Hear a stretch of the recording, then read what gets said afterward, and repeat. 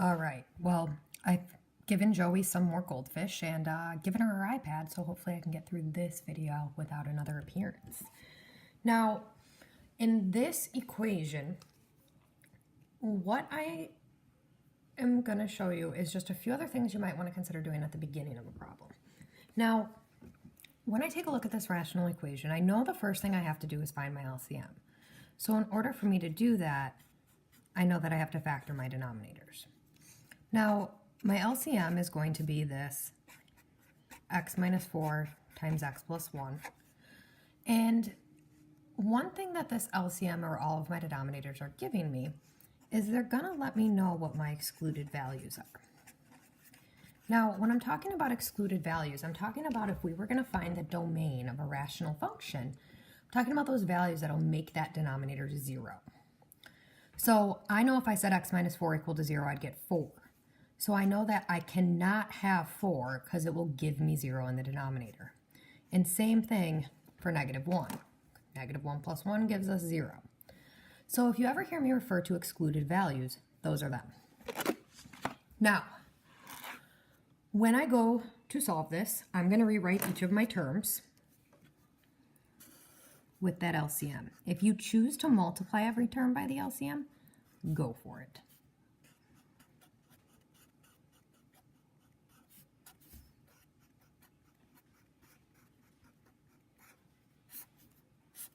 Okay, now I have to play my what's missing game. All right, so if I compare this denominator to this denominator, nothing's missing. So I just need to recopy that 5. Well, here I'm at x plus 1 to go here. So I'm obviously missing the x plus, wait, is that a minus? X minus 4. So I would have been left with x squared plus, wait, no, it's a minus, x squared minus 4. And then 4x. And then here, I'm actually missing the x minus 1. So I know I'd have to multiply by x minus 1 over x minus 1. Well, I know x plus 1 times x minus 1 is the difference of squares. It's going to end up being this. So when I get to this problem then, all right, got all my LCMs in there. Well, now I need to pay attention to the fact that I have a minus sign there.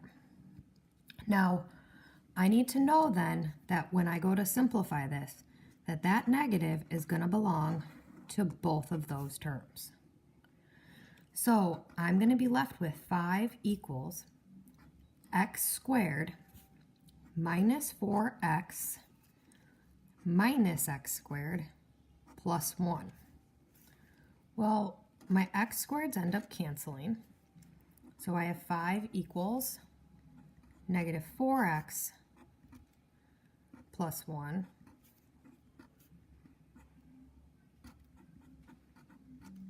so I have x equals negative 1. But the last thing we have to do is we have to check for extraneous solutions. Well, if I plug negative 1 back in here, negative 1 plus 1, that gives me 0. That can't happen. And I've already listed negative 1 as an excluded value. So what that means for this equation, no solution.